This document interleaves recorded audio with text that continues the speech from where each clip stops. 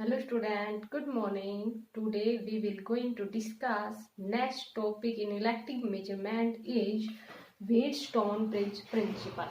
अभी हम डिस्कस करेंगे व्हीटस्टोन ब्रिज प्रिंसिपल। देखो ये प्रिंसिपल हमारे पास क्या है कि ये अरेंजमेंट है 4 रेजिस्टेंस का, जिसमें से हम क्या करते हैं कि एक रेजिस्टेंस की वैल्यू निकालते हैं with the help of 3 known resistance. Means एक अननोन रेजिस्टेंस हो और 3 हमारे पास नॉन रेजिस्टेंस हो, तो with the help of Wheatstone bridge principle we calculate one unknown resistance with the help of 3 known resistance. तो यहाँ पर एक व्हीटस्टोन ब्रिज जो साइंटिस्ट था उसने क्या किया कि जो 4 रेजिस्टेंस थे उनको इस प्रकार से अरेंज किया, जैसे कि 4 रेजिस्टेंस को अरेंज करने के लिए एक रेजिस्टेंस यहाँ लगा दिया, एक ब्रिज सा बना दिया, एक रेजिस्टेंस यहाँ लगा दिया, एक रेजिस्टेंस यहाँ लगा दिया और एक यहाँ पर गैल्वेनोमीटर लगा दिया और उसका एक रेजिस्टेंस, और यहाँ पर क्या लगा दिया, एक टैपिंग की लगा दी और इस प्रकार से अरेंज किया एक सेल या बैटरी और उसके करस्पॉन्डिंग एक की। तो यहाँ पर देखो जैसे ही इस की को क्लोज करेंगे करंट का फ्लो होगा, जैसे कि इस की को K मान लिया और इस की को क्या मान लिया, K1। व्हीटस्टोन ने एक ब्रिज की फॉर्म इस प्रकार से 4 रेजिस्टेंस को अरेंज किया कि जैसे ही इनका जो रेशियो है P/Q = R/S, अगर 2 रेजिस्टेंस ऊपर कनेक्ट किए थे, 2 रेजिस्टेंस नीचे कनेक्ट किए थे, अगर उनका रेशियो इक्वल आ जाता है तो ये कह दिया कि ब्रिज है वो बैलेंस हो गई। और ये कंडीशन कब आएगी, when galvanometer shows no deflection. जैसे कि जो गैल्वेनोमीटर होता है उसके अंदर कि गैल्वेनोमीटर एक इंस्ट्रूमेंट होता है जो कि यूज किया जाता है to measurement of very small electric current. अगर थोड़ा सा भी करंट फ्लो कर रहा है तो गैल्वेनोमीटर है वो डिफ्लेक्शन दिखाता है। लेकिन यहां पर क्या होगा कि जैसे ही ब्रिज बैलेंस होगी, means P/Q = R/S, the bridge is balance और at this condition the galvanometer shows no deflection. यहाँ पर गैल्वेनोमीटर है वो कोई डिफ्लेक्शन नहीं दिखाएगा। तो हमने क्या करना है, इसको इसके इक्वल दिखाना है कि P/Q = R/S, कि पहले हम मान के चलेंगे कि गैल्वेनोमीटर के अंदर भी करंट जा रहा है, जैसे कि हम कितना मान लिया हमने IG, कब, जैसे इसकी को क्लोज करेंगे। तो ये कंडीशन दिखाएंगे हम। व्हीटस्टोन ब्रिज की कंडीशन है ये कि P/Q = R/S, कि ये 2 रेजिस्टेंस कनेक्ट किए हैं, इनका रेशियो और इनका रेशियो है वो इक्वल आता है। और न्यूमेरिकल भी इसी टाइप के हैं और काफी इंपोर्टेंट टॉपिक है ये। तो देखो बहुत ही सिंपल सा है, किस प्रकार से करते हैं हम कि जैसे ही इसकी को क्लोज करेंगे करंट का फ्लो होगा, जैसे यहाँ करंट आ गया, अब एक ब्रांच इधर चली गई इधर चली गई, तो मान लेंगे इसमें करंट है वो I1 चला गया, तो इधर करंट कितना आ जाएगा, I-I1। एक हिस्सा इधर चला गया तो इधर का हिस्सा कितना बचा, I-I1। अब यहाँ पर देखो ये करंट जाके IG में चला गया तो इधर कितना आ जाएगा, फिर I1 जा रहा था IG इधर चला गया तो I1 - IG। अब देखो ये IG यहाँ आ गया और इधर से I-I1 आ गया, इट मीन्स यहाँ करंट कितना आ गया, I-I1 और ऊपर से कितना आ गया, IG। अब ये देखो यहाँ दोनों करंट मिलेंगे ना, I1 - IG plus I-I1 plus IG, ये तो कैंसिल हो जाएंगे, तो यहाँ पर करंट कितना होगा, I। तो ये जितना करंट एंटर कर रहा था उतना ही करंट इस ब्रांच में से होते हुए लीव कर रहा है। तो व्हीटस्टोन के अकॉर्डिंग ये दिखाना हमें कि the bridge is balance when galvanometer shows no deflection, और ब्रिज बैलेंस होगी तो कंडीशन क्या रहेगी, P/Q = R/S। और यहाँ पर इसकी हेल्प से हम अगर मान लीजिए हमारे पास 3 नॉन रेजिस्टेंस हो तो 1 अननोन रेजिस्टेंस को हम इसी के हेल्प से कैलकुलेट कर लेते हैं। तो यहाँ देखो इसको प्रूव करना, हमें व्हीटस्टोन ब्रिज कंडीशन को प्रूव करना है P/Q = R/S। देखो आपको दिख रहा है कि यहाँ रेजिस्टेंस दिख रहे हैं, जैसे इस रेजिस्टेंस का नाम P है, इसका Q है, इसका R/S है, और करंट दिख रहे हैं, तो हम क्या लगा देंगे, किरचॉफ्स लूप लगा देंगे। तो पहले तो देखो हम इसमें कुछ नेमिंग डाल देते, जैसे A डाल दिया, ये B पॉइंट डाल दिया, ये C डाल दिया, ये हमने कितना ले लिया D। देखो एक लूप तो ये बन रही है हमारे पास, एक लूप है ये वाली बन रही है। तो यहाँ पहले तो इसमें चलते हैं using Wheatstone bridge, using Kirchhoff's law का यूज किया इन लूप। पहले तो कौन सी लूप ले लेते हैं, ABDA, ABDA ये लूप ले ली। अच्छा एक चीज ध्यान रखना यहाँ पर, देखो हमने जब जो किरचॉफ सेकंड लूप में ये कहा था कि अगर मान लीजिए नेगेटिव टर्मिनल है सेल का, वो सॉरी जो पॉजिटिव टर्मिनल है कम फर्स्ट, तो उसको नेगेटिव लिया। तो देखो एक ही बात है, ये न्यूमेरिकल में आप दोनों कंडीशन लगाओगे ना तो एक ही चलेगा। जैसे कि मैंने देखो ये समझाया आपको कि जैसे कि मान लीजिए सपोज करो ये तो करंट है इस डायरेक्शन में, और ये हमारे पास आ गया EMF, मीन्स एक सेल आ गया जिसका EMF E है और ये R है। तो उसके रूल के अकॉर्डिंग देखो हमारे पास जो नई बुक में जो मैंने बताया था वो रूल है, और जो पहले की जो बुक थी उनमें हमारे पास सेकंड वाला रूल था। तो आप कोई भी रूल लगा सकते हो, तो इसमें आपको कोई टेंशन वाली बात नहीं लेनी कि हम ये रूल लगाएंगे तो ये गलत हो जाएगा, कंडीशन सेम निकलेगी। देखो कैसे, जैसे कि मान लीजिए इसी डायरेक्शन के अंदर जा रहे हैं तो उसके अकॉर्डिंग तो हमने इसको नेगेटिव लिया था ना, लेकिन हम पुरानी बुक के अकॉर्डिंग अगर चलते हैं तो हमने क्या ले लिया, जिस डायरेक्शन के अंदर करंट है उसी डायरेक्शन के अंदर ही हम चल रहे हैं लूप के अंदर, तो हमने पॉजिटिव ले लिया। और अगर पॉजिटिव टर्मिनल पहले आ गया तो भी हमने पॉजिटिव ले लिया, और किरचॉफ लॉ के अकॉर्डिंग ये किसके इक्वल था, 0 के इक्वल था। अब देखो हम जैसे कि जो नई बुक के अकॉर्डिंग या हमने जो बताया था उसके अकॉर्डिंग, देखो आपके पास क्या बताया था कि अगर उसी डायरेक्शन के अंदर जा रहे हैं जिस डायरेक्शन के अंदर करंट है तो उसको नेगेटिव ले लिया ये, और अगर पॉजिटिव टर्मिनल आ जाता है पहले तो उसको नेगेटिव ले लिया। तो देखो एक ही बात तो हुई, इसमें से माइनस कॉमन लेंगे, उधर 0 ही तो है तो क्या 0 पे कुछ फर्क पड़ेगा, तो एक ही कंडीशन आई ना। तो आप कैसे भी लगा सकते हैं, इसमें आपको घबराने की जरूरत नहीं है। तो देखो हम वैसे ही लगा रहे हैं, इसमें क्या लगा रहे हैं हम, ABDA, थोड़ा बहुत चेंजमेंट चलता रहता है, पब्लिशर है वो थोड़ा बहुत करते रहते हैं। अच्छा एक पॉइंट और रह गया था वहां पर, इसके अंदर किरचॉफ सेकंड लॉ को या किरचॉफ सेकंड रूल को हम क्या कहते हैं, law of conservation of energy कहते हैं। क्यों कहते हैं, क्योंकि यहाँ पर हमारे पास क्या आ गया था, चेंज इन पोटेंशियल 0 के इक्वल आ गया था ना, और V इक्वल टू कितना होता है, W/Q होता है, ये 0 के इक्वल आ गया। या अगर मान लीजिए हम स्मॉल की बात करें, यहां से देखो अगर स्मॉल कंडीशन की बात करें, V equal to 0 means DV equal to हम क्या लिख दें, dW/Q लिख दें, ये 0 के इक्वल है। इट मीन्स ये हमारे पास 0 के इक्वल मीन्स यहां से हम ये कहेंगे ना कि वर्क डन है वो हमारे पास क्या है, कांस्टेंट, क्योंकि कांस्टेंट का ही तो डिफरेंशिएशन 0 आता है। इसलिए किरचॉफ के सेकंड रूल को या किरचॉफ के सेकंड लॉ को हम क्या कहते हैं, law of conservation of energy. Law of conservation of energy means energy remains conserved. तो ये आपको समझ आ गया होगा। तो देखो अब इस रूप में चलते हैं, ABDA इस डायरेक्शन में जा रहे हैं, जैसे अभी आपको बताया था सेकंड वाला रूल लगा रहे हैं। ये सिंपल भी रहेगा, आपको इसमें चेंज भी नहीं करना पड़ेगा, जिस डायरेक्शन में जा रहा है उसी डायरेक्शन में करंट है, टेकन एज पॉजिटिव। और अगर सेल का पॉजिटिव टर्मिनल पहले आ गया तो टेकन एज पॉजिटिव। तो आप न्यूमेरिकल जैसे आपने पहले फर्स्ट रूल से उस रूल से किए थे, अब इससे करोगे तो भी आंसर वही आएंगे, आप करके देख लेना एक बार। तो देखो आपके पास इस लूप में गए तो I1 इंटू P ऐसे चले। अब ये इसका जो रेजिस्टेंस है गैलोमीटर का रेजिस्टेंस, उसको हम G मान लेते हैं। अब IG इंटू G हो गया, देखो इधर चले, अब ये अपोजिट में आ गया, I minus I1 into R is equal to 0। Second loop में चलो भैया, अब कौन से लूप में, ए लूप है B, ये हमारे पास क्या था, C B C D B, इस लूप में चले हम BC। देखो यहां पर हमारे पास कितना है, I1 minus IG into Q हो गया। इधर देखो ये हमारे पास इधर चल रहा है, इधर करंट है तो नेगेटिव आ जाएगा, तो I minus I1 plus IG और इंटू S। अब ये भी इधर है नेगेटिव में, तो IG into G is equal to 0। तो ये हमारे पास आ गया फर्स्ट और ये हमारे पास क्या आ गया, सेकेंड। व्हीटस्टोन ने क्या बताया कि जो ब्रिज है वो बैलेंस हो जाएगी, कब बैलेंस हो जाएगी, when galvanometer shows no deflection, means ये नल मेथड के ऊपर बेस्ड है। नल मेथड मींस जब गैलोमीटर कोई भी डिफ्लेक्शन नहीं दिखाएगा तब ब्रिज बैलेंस होगी। और गैलोमीटर तो अगर थोड़ा सा भी करंट अगर फ्लो करता है तो गैलोमीटर है वो डिफ्लेक्शन दिखाएगा।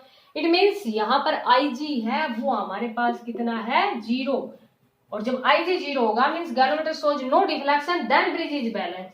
तो जहां पर भी IG है वहां 0 पुट कर दो। तो देखो IG यहाँ पर है, यहाँ पर 0 पुट किया, तो मैं इधर लिख देती हूँ, ये यही साइड लिख देती हूँ। देखो I1 इंटू P आई जी की जगह 0 पुट गया तो 0 बन गया। और ये हमारे पास कितना आ गया, i minus I one into R is equal to 0। इसको हम ऐसे लिख दें I1P is equal to I minus I one into R, इसको हम मान लेते हैं थर्ड।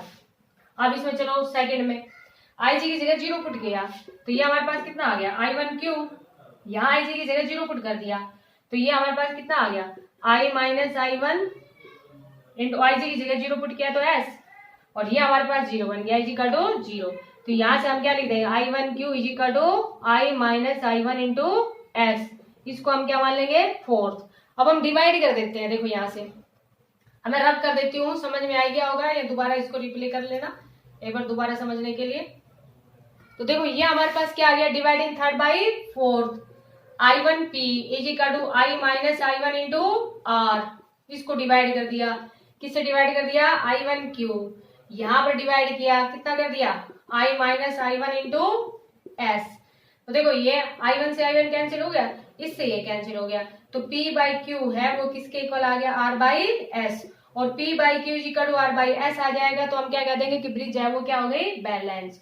तो bridge is balance, bridge balance कब होगी, when galvanometer shows no deflection, means it is based on null method. Null method means galvanometer है वो कोई भी डिफ्लेक्शन नहीं दिखाएगा, तब ब्रिज है वो बैलेंस होगी। और उसने रेजिस्टेंस थे वो इसी टाइप से लिए थे कि इनका जो रेशियो था वो इन रेशियो के इक्वल आ रहा था, तब हम कह देंगे कि जो बीच में रेजिस्टेंस लगाया है उसका कोई भी इफेक्ट नहीं होगा। और न्यूमेरिकल भी आपके पास इसी टाइप पे है कि जब ब्रिज बैलेंस हो जाएगी तो जो रेजिस्टेंस बीच में होगा उसका कोई भी इफेक्ट है वो नहीं रहेगा।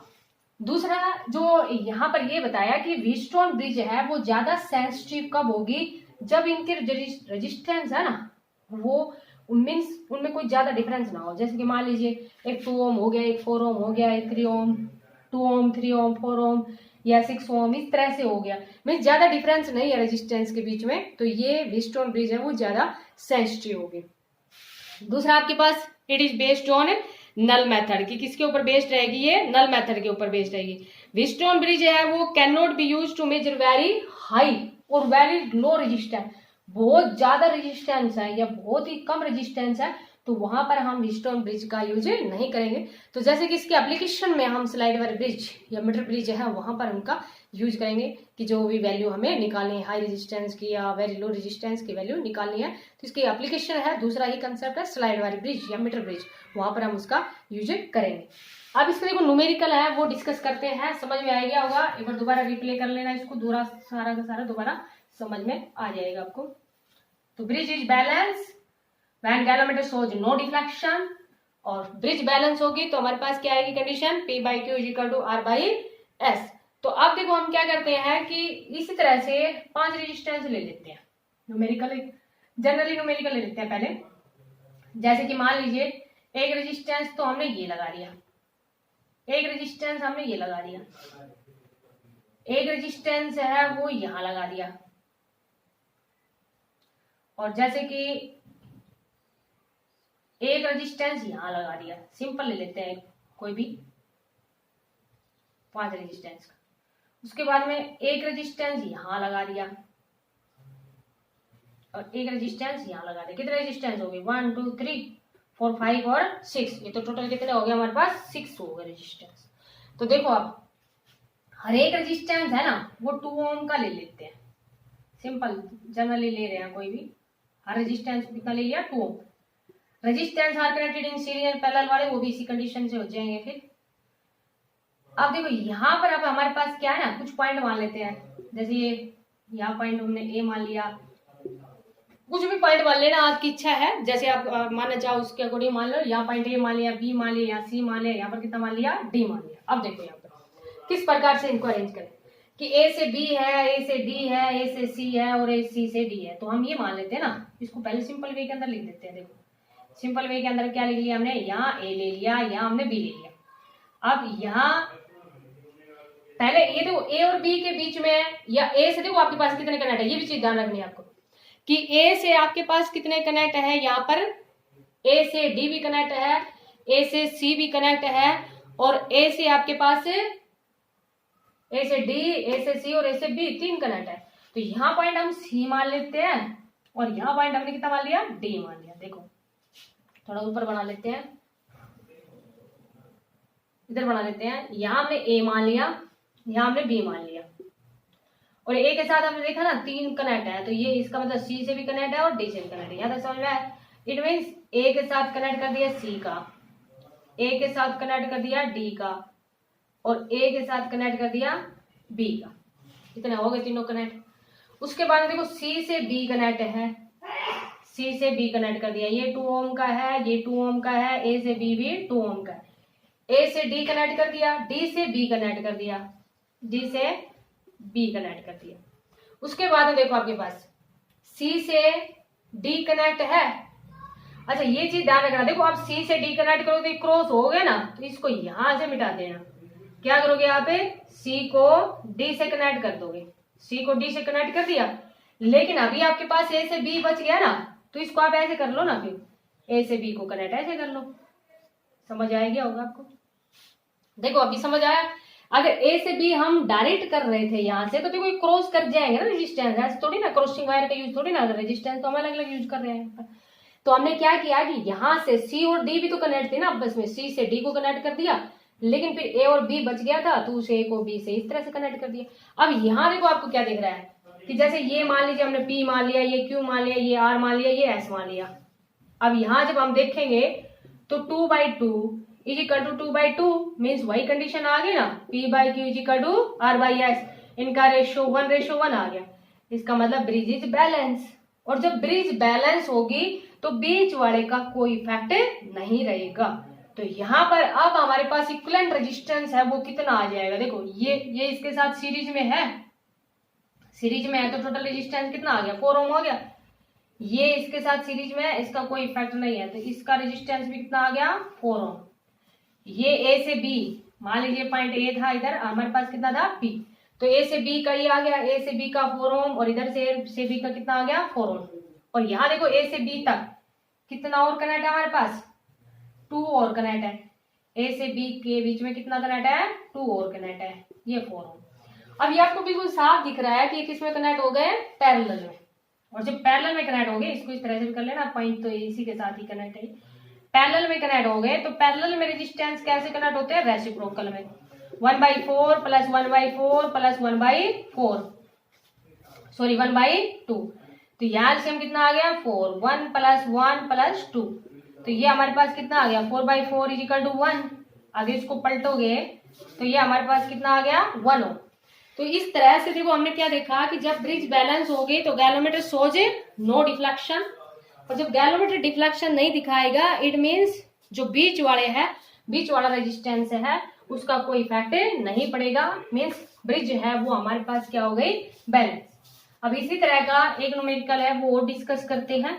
उसके बाद में आपके पास जैसे ये अभी आपको पता है ना किस तरह से भी क्वेश्चन निकाल सकते हैं कि 3 तो हमारे पास जैसे एक ब्रिज दे दी, इस टाइप से कोई भी ब्रिज दे दी जिसमें 3 रेजिस्टेंस तो हमें पता है, और जैसे कि एक है वो हमें अननोन निकालना है। जैसे सपोज करो ये 2 है, ये 4 है, ये 6 दे रखा है, और ये अननोन रेजिस्टेंस है। तो जब से ही ब्रिज बैलेंस होगी, उसमें दे रखा है कि bridge is balance means according to Wheatstone bridge principle, तो सीधा निकाल देंगे तो हम S/6। तो ये हमारे पास कितना आ जाएगा 1/2 इक्वल टू S/6, तो S इज इक्वल टू 12 ओम।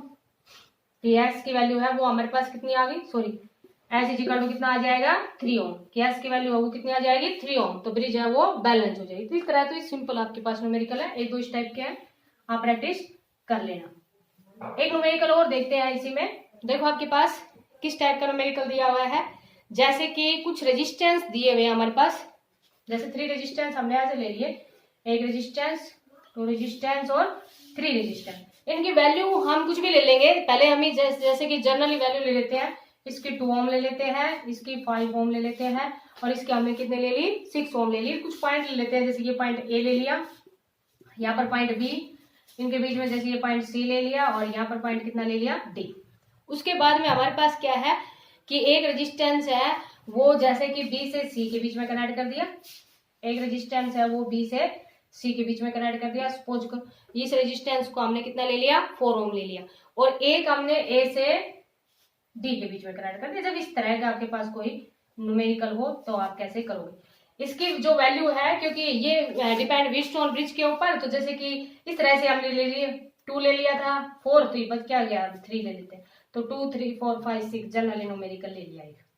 अब यहाँ पर हमें टोटल रेजिस्टेंस निकालना है, तो देखो ये टोटल रेजिस्टेंस वाले के ऊपर भी बेस्ड है और व्हीटस्टोन ब्रिज के ऊपर भी। कैसे, पहले तो देखेंगे कि व्हीटस्टोन ब्रिज के ऊपर बेस्ड है या नहीं। अगर व्हीटस्टोन ब्रिज प्रिंसिपल के ऊपर अगर ये बेस्ड होगा तो इट मीन्स एक का कोई इफेक्ट नहीं बचेगा।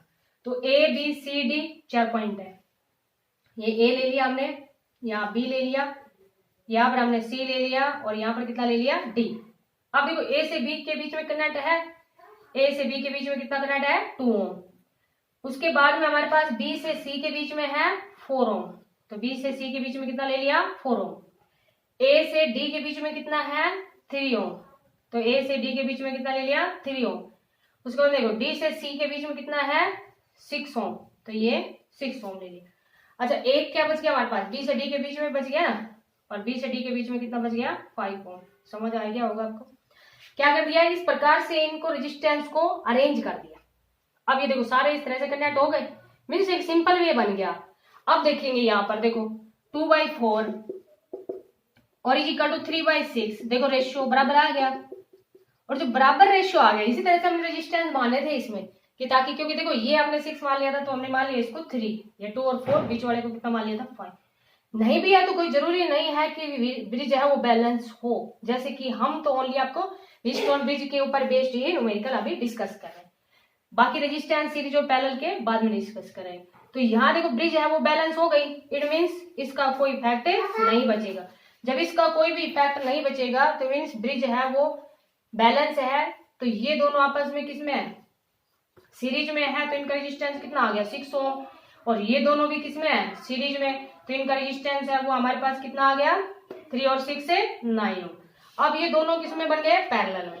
और पैरेलल में जैसे डायरेक्ट भी लगाना चाहो, रेसिप्रोकल ना करो तो देखो डायरेक्ट लगाते हो तो ऊपर तो हमारे पास क्या आती है, मल्टीप्लाई आती है, और नीचे क्या आ जाता है, 9 + 6 करोगे तो 15, तो ये वैल्यू कितनी आ गई हमारे पास, 18/5, 18/5, 5 3 जा 15, और बचेगा हमारे पास कितना, 6। तो ये टोटल इक्विवेलेंट रेजिस्टेंस है वो हमारे पास कितना आ गया, 3.6 ओम। तो जैसे कि अगर मान लीजिए इस तरह से आपके पास कोई भी अरेंजमेंट दिया हुआ है तो पहले आप उसको अरेंज करोगे, इस तरह से नहीं करना, इसको तो पता नहीं चल रहा आपको कि कौन सा सीरीज में है कौन सा पैरेलल में। पहले आप क्या करोगे, इनको अरेंज करके देखोगे, जैसे हमने इस तरह से इनको अरेंज किया, ABCD जो पॉइंट दे रखे थे उसके अकॉर्डिंग, तो यहाँ पर हमारे पास ब्रिज थी वो बैलेंस होगी। अब जरूरी नहीं है कि ब्रिज बैलेंस हो आपके पास, ब्रिज बैलेंस होगी तब हमारे पास कंडीशन ये आई कि जब ब्रिज बैलेंस होगी तो हमने 5 ओम को नहीं लिया, और देखो इसी से फर्क पड़ जाएगा, क्योंकि अगर मान लीजिए आप 5 ओम को ले लेंगे तो आंसर ही आपके पास चेंज हो जाएगा। तो पहले आपके पास, क्योंकि वहां पर आपको दिया नहीं होगा न्यूमेरिकल है वो व्हीटस्टोन ब्रिज के ऊपर पेस्ट है या जनरली रेजिस्टेंस का है, पहले आपको उसको ब्रिज के अंदर ये तो देख लेना, जब 5 रेजिस्टेंस कनेक्ट हो तब पहले हम क्या बनाएंगे, उसकी ब्रिज बना के देखेंगे, और उसके बाद में हम ये देखेंगे कि अगर ब्रिज बन गई और कंडीशन भी सेटिस्फाई हो गई तो फिर इस तरह से सोल्व करेंगे। 4 रेजिस्टेंस है तो हमारे पास ब्रिज नहीं बनेगी, ब्रिज के अंदर 5, यही से पहले वाला न्यूमेरिकल था उसमें 6 रेजिस्टेंस ले रखे थे, तो 5 या 6 रेजिस्टेंस होंगे तभी हमारे पास ब्रिज बनेगी। 4 या उससे कम है तो हम डायरेक्ट उनको सोल्व करेंगे, वो न्यूमेरिकल हम आगे डिस्कस करेंगे। आप इनकी प्रैक्टिस करना, इनसे रिलेटेड न्यूमेरिकल्स की। Thank you, have a nice day.